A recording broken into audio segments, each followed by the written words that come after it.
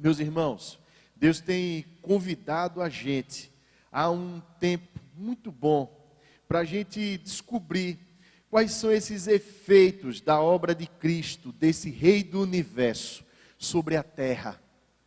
E nesse tempo de Natal, nada melhor do que a gente pensar numa das passagens mais memoráveis, que está no imaginário, na memória de gente que nem conhece a Deus, mas que visita um presépio, um shopping center, visita qualquer loja, vê qualquer decoração de rua e consegue perceber que existe uma coisa ali.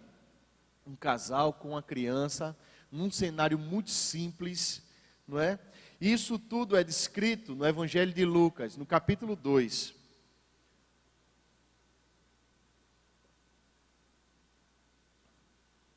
A gente vai do primeiro versículo até o versículo 20.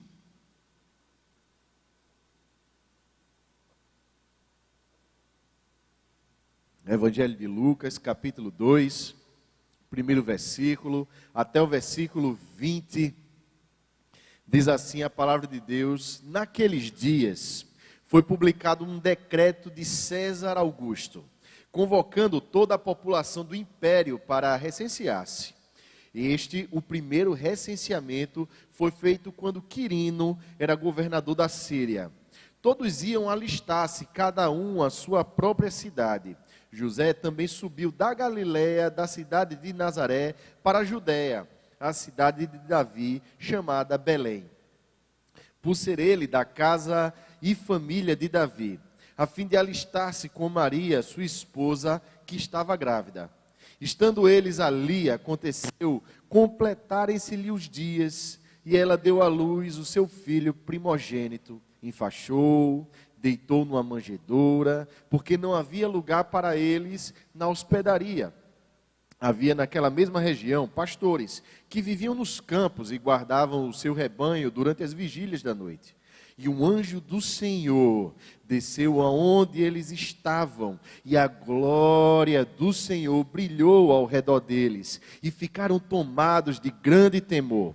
O anjo, porém, lhes disse: não temais, eis aqui vos trago boa nova de grande alegria, que o será para todo o povo.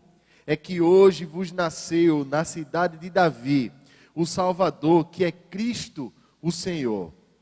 E isto vos servirá de sinal: encontrareis uma criança envolta em faixas e deitada em manjedoura.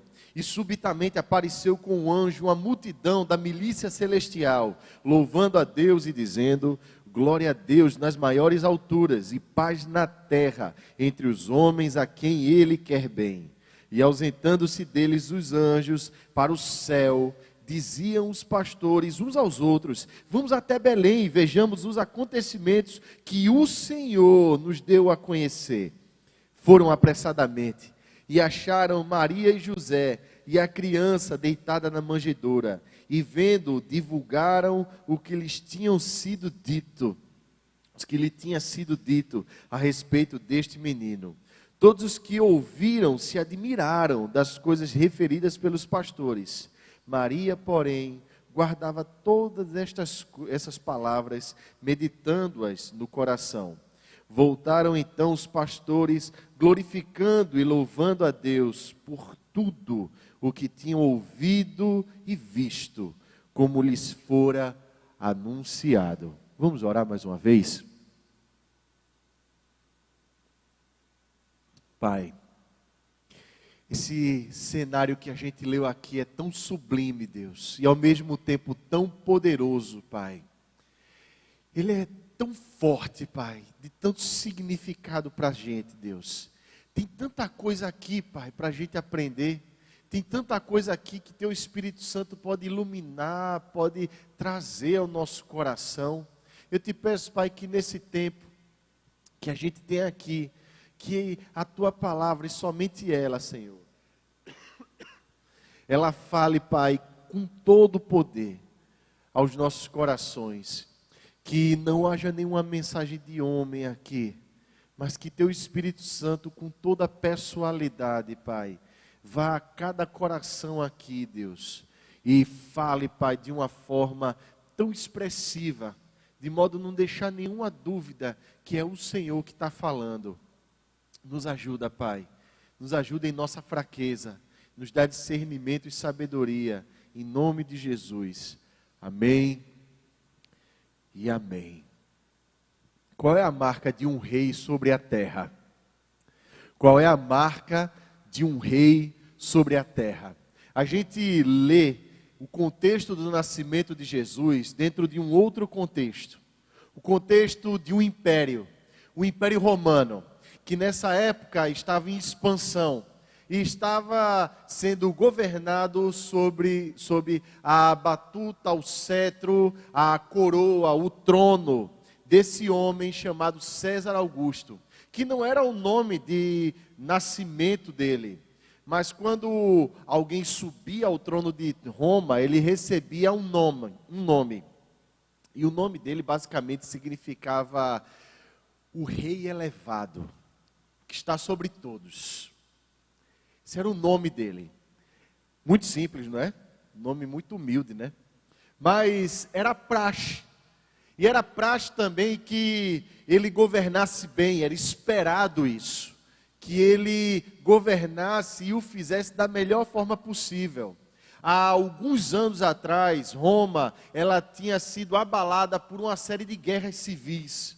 E assim, César Augusto, tentando manter a paz, a felicidade, a alegria do povo romano, e assim das nações circunvizinhas que estavam sob o governo de Roma, entre elas Israel, ele providenciou que houvesse um recenseamento, porque era de interesse do Império Romano ter informações para que o povo fosse mantido sob controle. Essas informações eram muito importantes, e cada um, nesse recenseamento aqui, deveria dar seu nome, a sua idade, os seus bens, aquilo que possuía, o lugar em que morava e tudo quanto possuía. De modo que o império pudesse determinar com base nisso qual seria o imposto, o quanto seria cobrado, quais eram as regiões mais ricas e mais pobres, quem era de ascendência de algum monarca antigo, e quem não era, quem era de uma plebe, quem não tinha expressão nenhuma. E cada um deveria visitar a sua cidade de origem para fazer isso. Desse modo, o império, ele teria o controle, ou pelo menos, na cabeça dos homens, a coisa funciona assim.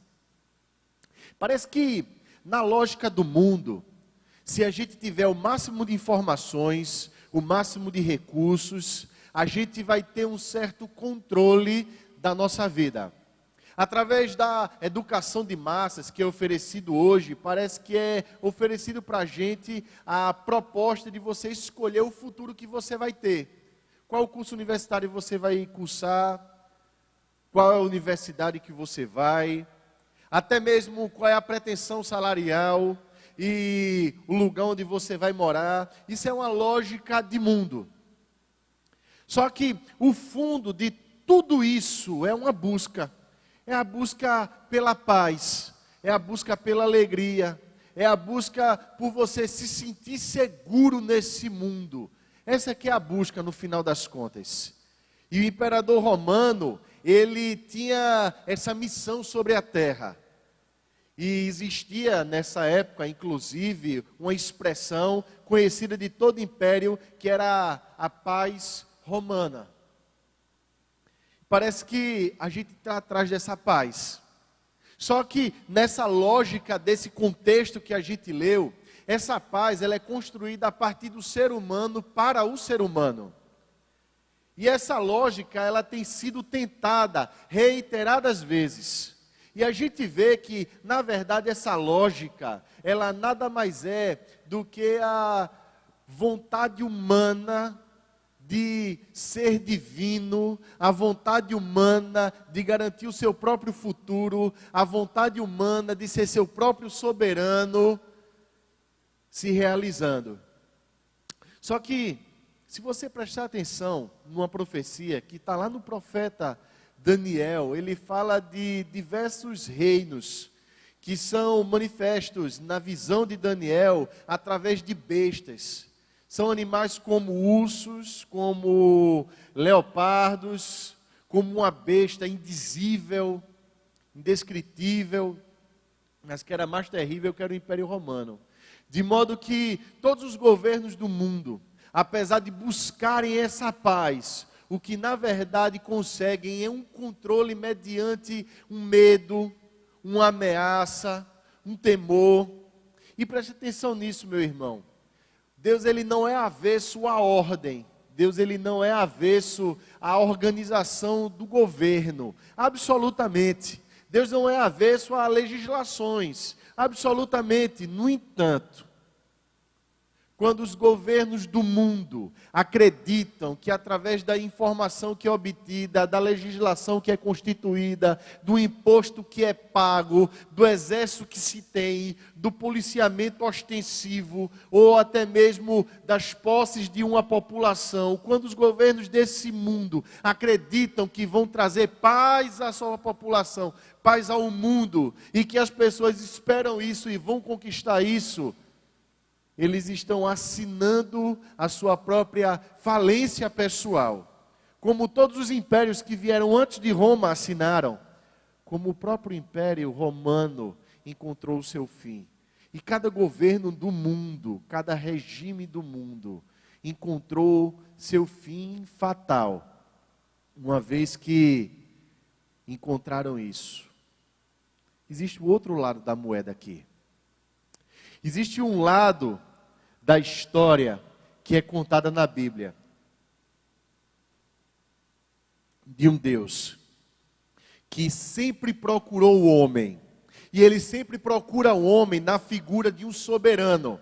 Ele nunca procura o homem na figura de alguém que é igual ao homem, mas de alguém que criou o homem. Por ser criador, ele tem a autoridade de criador, daquele que sabe como o ser humano deveria funcionar, porque ele cria o homem à sua imagem e semelhança, antes da queda. E aí todas as vezes, isso é registro bíblico, que o homem, ele se rende de fato a Deus, ele encontra alegria e paz. E a gente vê isso quando Isaías descreve no seu capítulo 9 do seu livro, essa realidade que Deus pessoalmente aumenta a alegria e traz paz ao homem. Isso daí é tarefa e dever do nosso Deus, segundo os meios que o próprio Deus, como soberano, estabeleceu.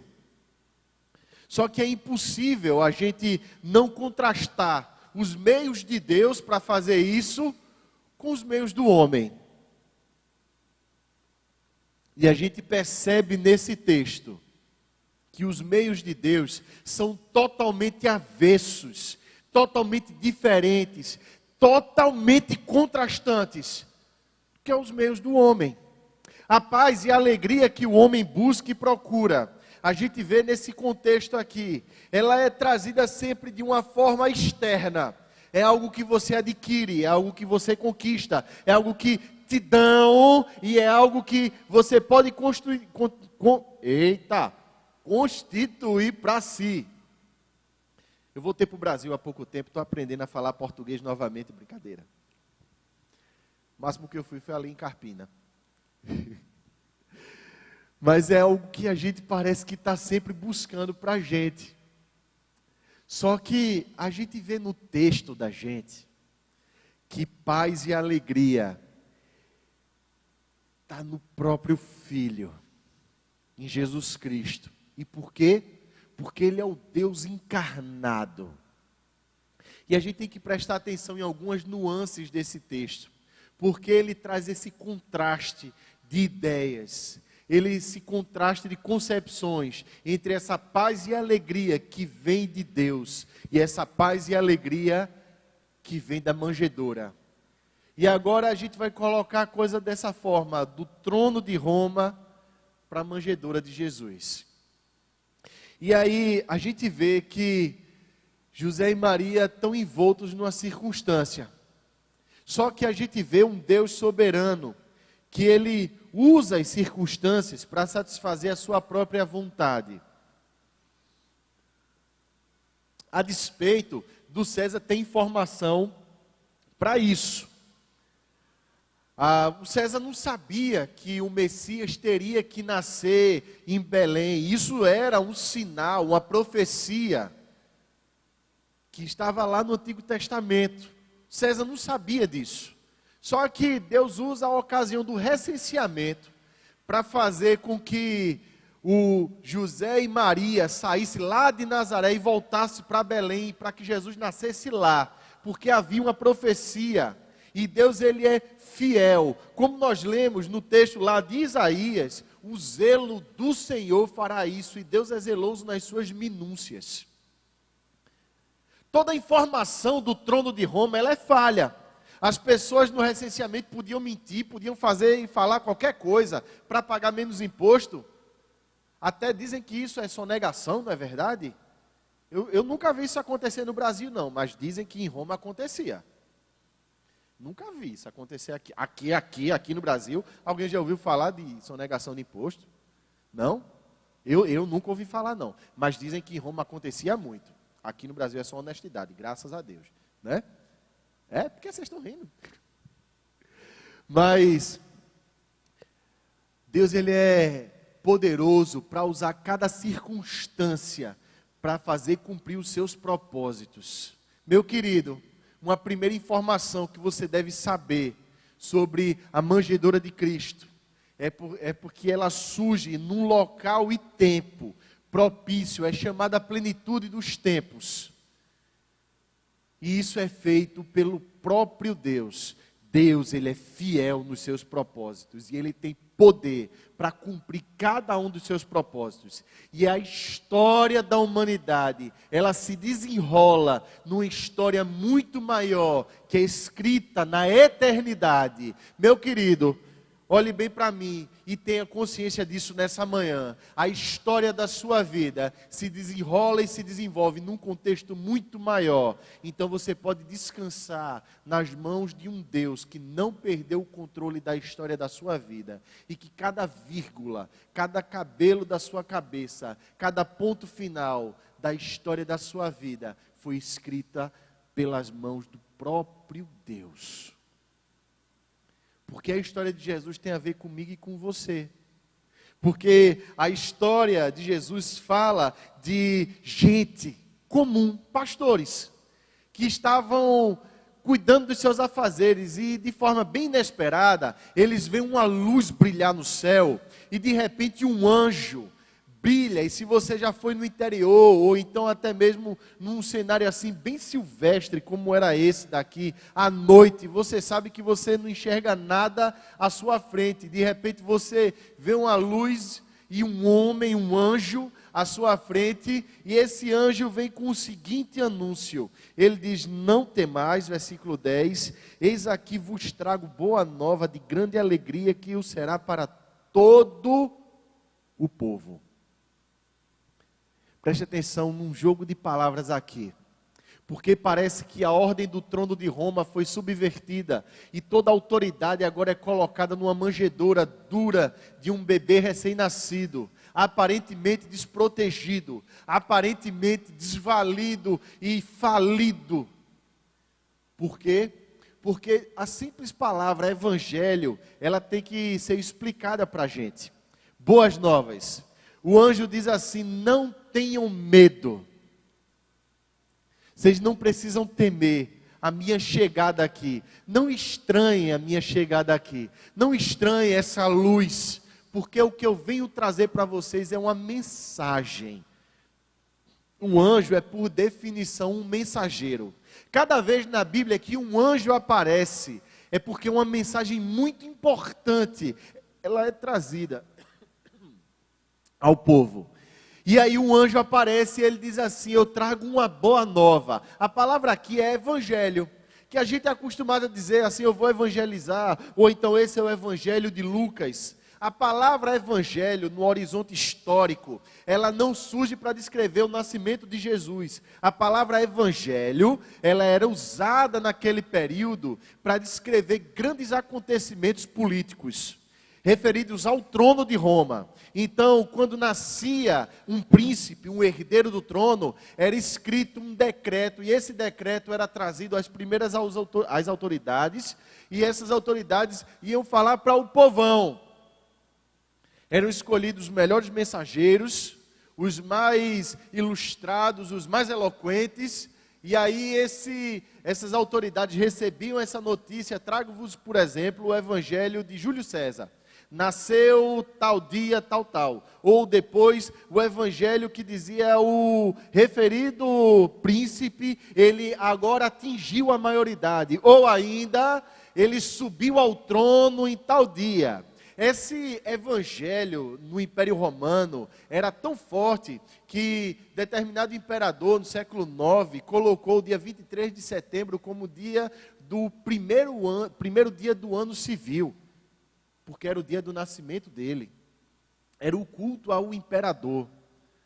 E agora surge um anjo do céu, usando a palavra evangelho para descrever um menino que nasceu numa manjedoura, numa cidadezinha chamada Belém, que nasce entre animais e era filho de um pessoal da mais baixa classe. Ele era carpinteiro, ela era uma jovenzinha, que não tinham nem lugar na hospedaria para eles ficarem, nem tinha a cortesia de ninguém que cedesse lugar para uma mulher grávida, não tinha lugar, simplesmente foi assim. Agora toda a autoridade é movida do céu, pelo próprio céu, para essa manjedoura. Você entende isso, meu querido? Só que nessa manjedoura existe pessoalidade, porque a mensagem ela não foi entregue a Herodes, a mensagem ela não foi entregue a Quirino, a mensagem ela não foi entregue a César Augusto, a mensagem ela foi entregue a pastores, que estavam mais ou menos a 2 quilômetros dali, cuidando da sua própria vida, e a mensagem é endereçada ao povo, todo o povo, e é mensagem de alegria para todo o povo. Isso tem a ver comigo e com você, porque o trono de Roma e as autoridades desse mundo, conquanto para fazer a manutenção do seu trono, tenham que promover certo grau de alegria para o povo, tem muito mais a ver com a ostentação da sua própria autoridade. Mas agora, o Deus do céu, ele decidiu se encarnar de forma bem pessoal e está no meio do povo. Olha, meu querido, se Jesus tivesse decidido nascer em Roma, já ia ser uma bênção. Se Jesus tivesse decidido nascer em Jerusalém, no trono de Davi, já seria uma bênção. Mas a bênção maior de todas é Jesus ter nascido numa manjedoura, porque essa manjedoura mostra que o nosso rei, ele é acessível a quem quer que seja. O nosso rei é acessível a mim e a você.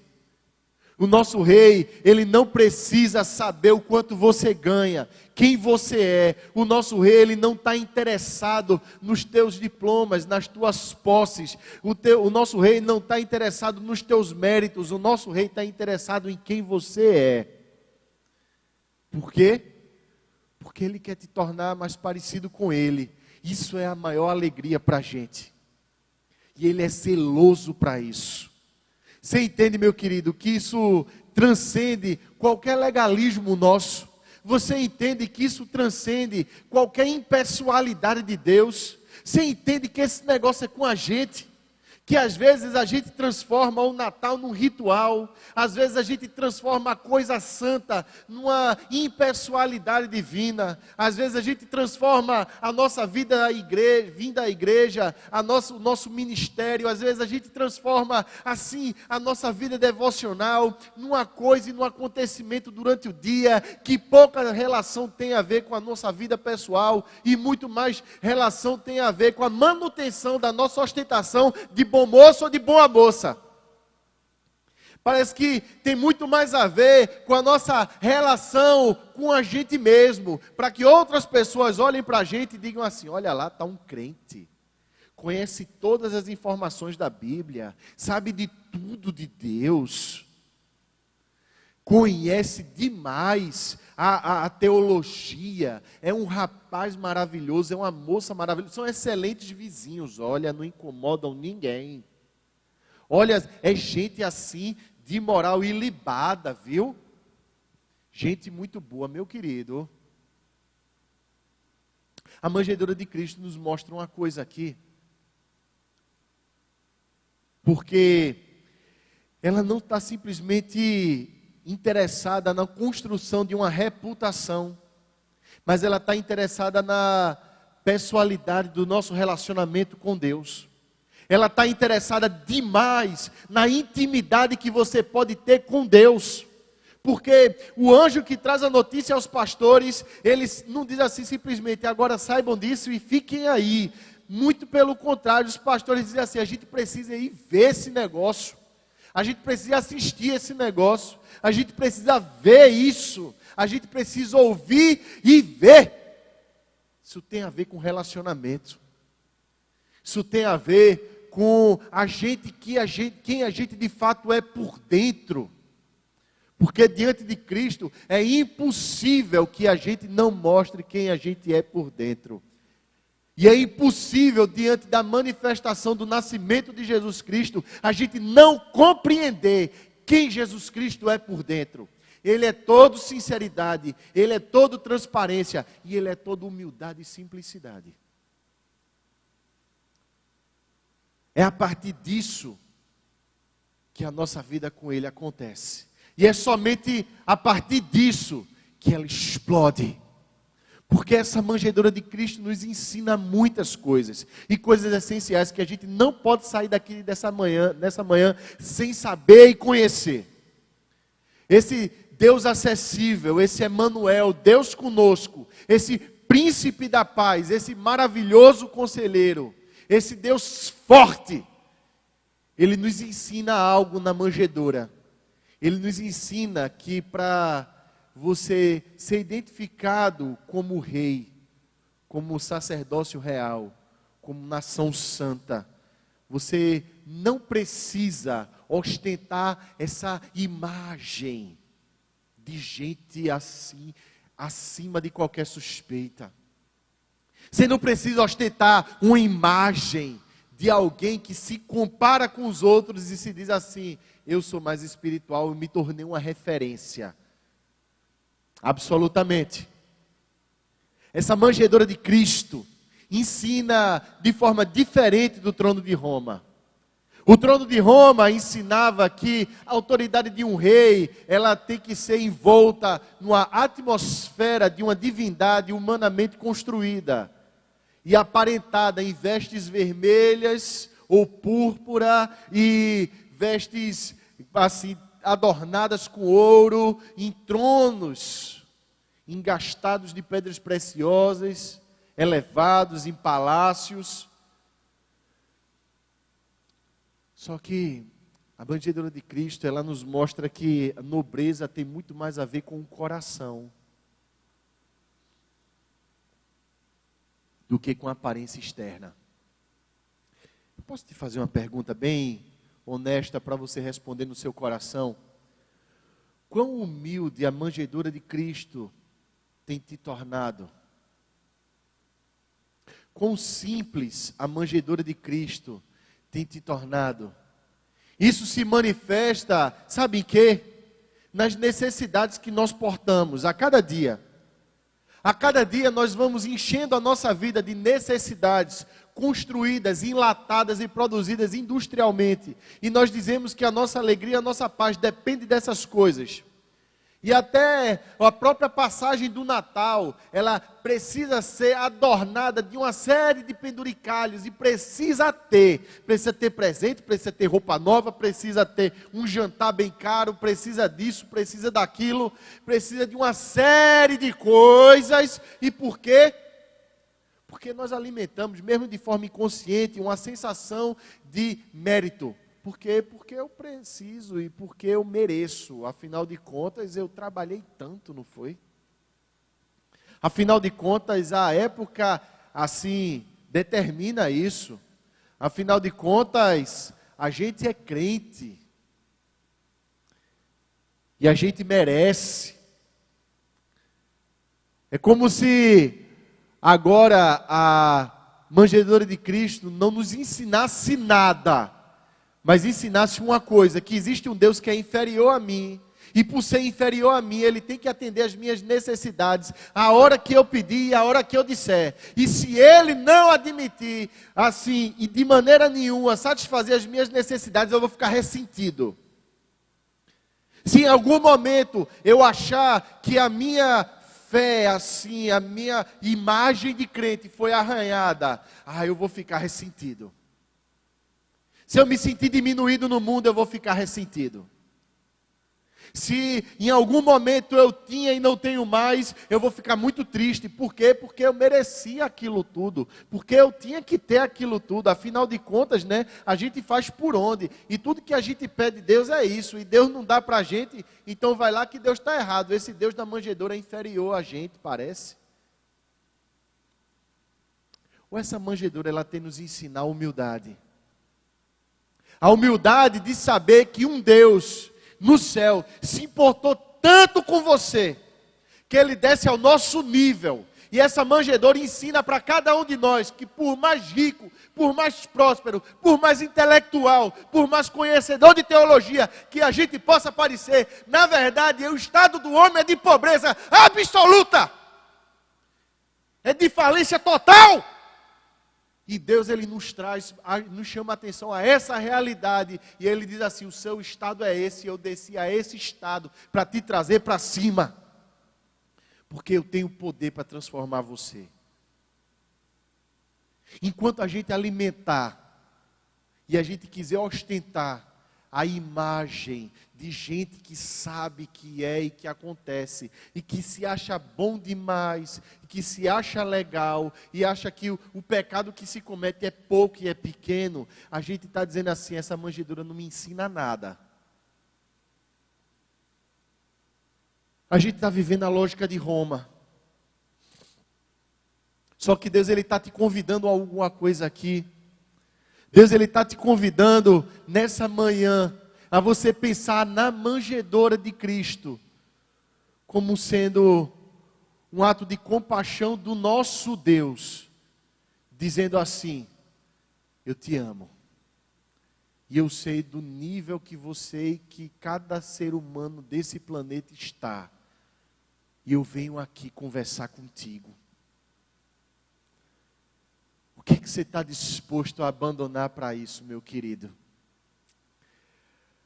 Aí a gente vê que depois dessa mensagem aparece uma milícia, anjos que cantam. Eu acho que o mais próximo que a gente pode pensar nisso é no coral mais belo do planeta Terra.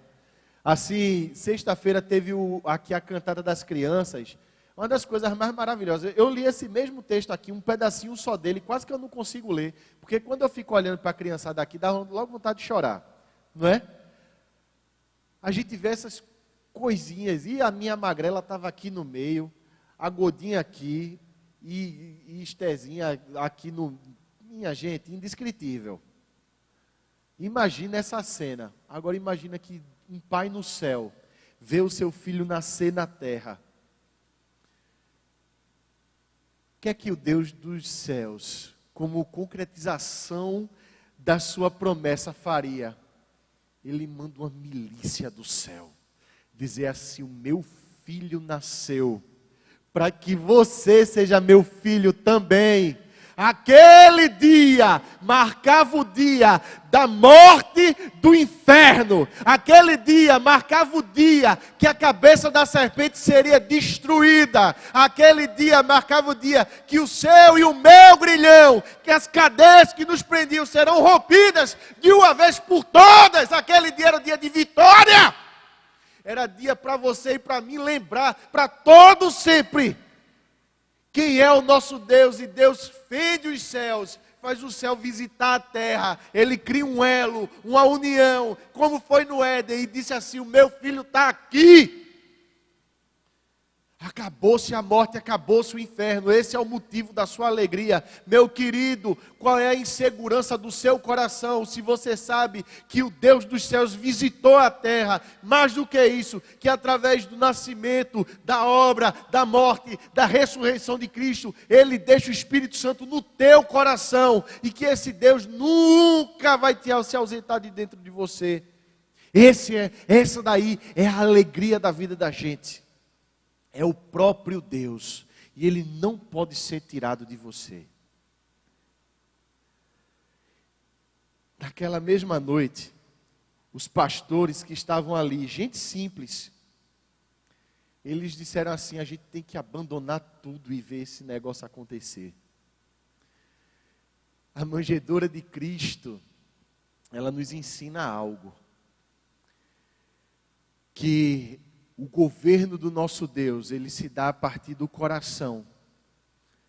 Ele não oprime as pessoas de fora para dentro, mas ele constrange amorosamente de dentro para fora. Esse é o convite ao novo nascimento.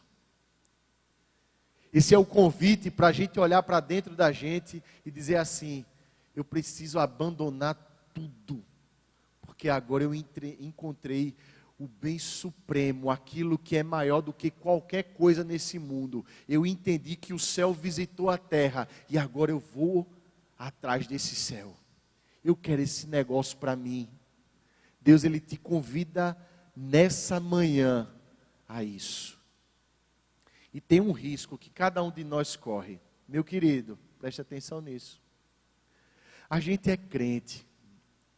Conheço já, pela graça de Deus, muitos que estão aqui, suficiente para ver que a gente é crente, gente que se entregou a Deus, gente comprometida, gente abençoada. Só que assim como eu, cada um de nós corre o risco, pode cair na tentação de se acostumar com Jesus, de se acostumar com o que é sagrado, de, por um lado, a gente não nutrir assim uma autoimagem de gente que é boa demais, mas por outro lado também, esquecer que quando Jesus Cristo visita a terra,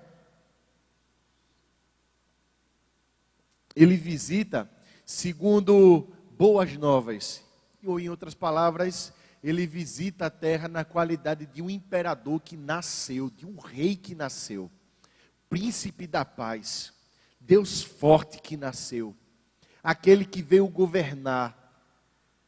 Então, o nosso Deus, Ele não quer que você simplesmente se acostume à presença dEle aqui na terra. A gente não pode se acostumar com isso. A gente tem que todo dia se admirar com Ele. Por isso, cada domingo é diferente do outro. Cada culto, cada momento devocional, curto ou longo, cada oração que você faz antes das refeições, é uma oração singular, porque você ali está tendo a oportunidade de estar com Deus. Cada momento de comunhão com um irmão, com uma irmã sua, é singular, porque ali você está com o corpo de Cristo. Cada momento que você está no seu trabalho, é singular, porque você entende que o seu trabalho é bênção de Deus na sua vida. Cada dia quente ou chuvoso, cada pessoa que atravessa o seu caminho, cada acontecimento na sua vida é singular, porque é a circunstância desenhada por um soberano para te tornar mais parecido com Ele. De modo que a nossa vida nunca mais vai ser enfadonha, pesada, morosa.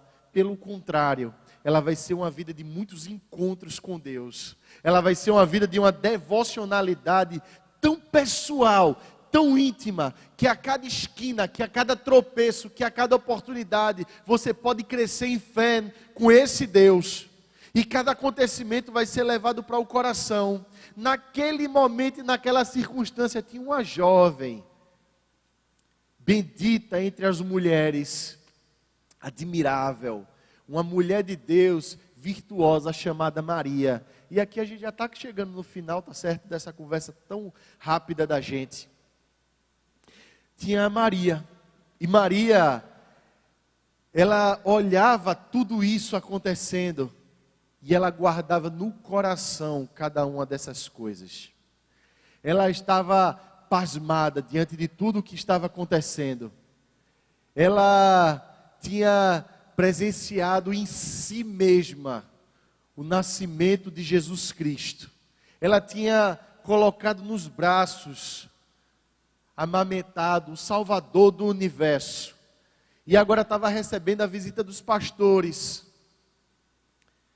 E vendo isso tudo, ela guardava todas estas palavras, meditando-as no coração. Meu querido, você já tomou consciência que o Espírito Santo habita o teu coração? Que existe a presença transcendente de Deus. E ao mesmo tempo imanente, presente, está ali o tempo todo com você. Está dentro do seu coração. Você pode então viver essa circunstancialidade que Maria estava. Presença de Deus é comigo aqui, então eu posso meditar em cada acontecimento, em cada coisa, e encontrar significado e sentido maior para a minha vida, todos os dias. É quando a paz e a alegria de Deus se instala, e aquilo que você procurava a vida inteira, agora foi isso mesmo que te encontrou, pela graça dEle. Aquilo que o ser humano mais busca, é aquilo que o ser humano corre. Parece que Deus é que tem caçado o ser humano, procurado o ser humano. Parece que Deus, Ele ainda está dizendo assim: Adão, onde é que você está? E Adão diz assim: eu estou aqui escondido, porque eu estou com tanta vergonha. Mas Deus, Ele está querendo dizer assim para você: acabou-se o tempo da briga, eu estou reconciliado com você. Hoje é tempo de perdão, de restauração e de reconciliação. E uma vez que isso acontece, hoje é tempo de alegria e de paz, de uma vez por todas, porque Cristo nasceu. E a morte vai encontrar a sua morte, seu fim, de uma vez por todas. Esse é o caminho de Deus para cada um de nós. Esse é o efeito da obra de Cristo na vida da gente. Humildade, quebrantamento, reconhecimento, rendição e, como consequência, alegria e paz para o meu e para o seu coração. Vamos orar? Eu posso te convidar a se colocar de pé? A gente vai orar e já vai impetrar a bênção. E eu quero reiterar o convite para você estar com a gente agora no final da tarde, às 5 horas, para o nosso Natal na rua. Já está sendo tudo montado aqui. Procura chegar um pouquinho antes, principalmente a gente que é daqui da igreja, para receber visitantes. E se for possível, traz um bolinho também. Vai ser bênção a gente receber gente que está visitando a gente com isso. Pode ser uma coisa simples, não é? Mas vai ser uma bênção maravilhosa esse tempo de celebração. Eu quero te convidar nessa tarde, meditar nessas coisas que a gente conversou aqui nessa manhã e vir com o coração disposto a se entregar totalmente a Cristo Jesus, o nosso Senhor. Pai, a Tua palavra ela é poderosíssima, Deus. A Tua palavra, Pai, ela é todo poder. Criativo, Pai, que recria o nosso coração, que restaura a nossa vida. Por favor, Senhor, nos ajuda. Ajuda-nos, Pai, na nossa fraqueza, porque às vezes a Tua palavra foge aos nossos pensamentos, foge ao nosso coração. Às vezes, Pai, a Tua palavra, Deus, ela é esquecida em meio a tantas circunstâncias. Ela é esquecida em meio a afazeres, a medos e até a prazeres mesmo, Pai, da vida, distrações das mais diversas. Faz com que a gente tenha essa mentalidade, Pai, de guardar no coração e de ver a nossa vida, Pai, através dessa ótica e perseverar nos Teus caminhos. Fortalece a Tua igreja, Pai. Fortalece o Teu povo, Deus. Livra-nos do mal, Pai. Ajuda cada um aqui, Deus, a caminhar segundo os Teus propósitos, Pai. E assim, Deus, que a graça do nosso Senhor e Salvador Jesus Cristo, o amor de Deus, o nosso eterno, o nosso amado Pai, e a bênção, a comunhão e as consolações do Espírito Santo de Deus sejam derramadas sobre todo o povo, hoje e para todo sempre. Amém e amém, meus irmãos.